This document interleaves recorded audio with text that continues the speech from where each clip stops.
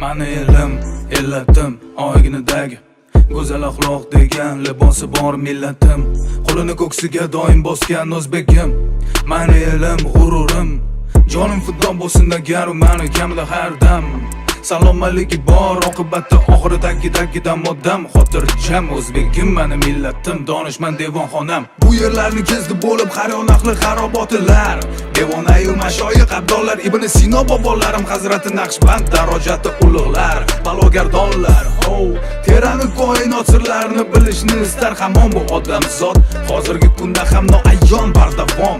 Endi aniqlanayotgan bashoratni bilar edi kim? Ulug'bek bobom.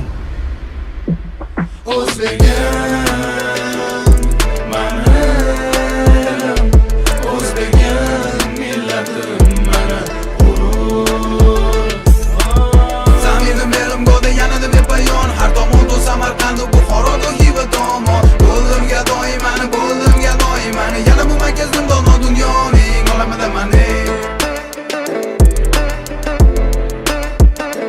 Olamida mani. Minnatdorman, shukr qilarim bor kecha-yu kunduz.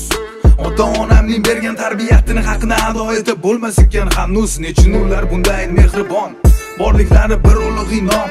Farzandining aybini yashirish va afv etishda bardavom. Chunki ular ham vaqtida shunday tarbiyat ko'rgan.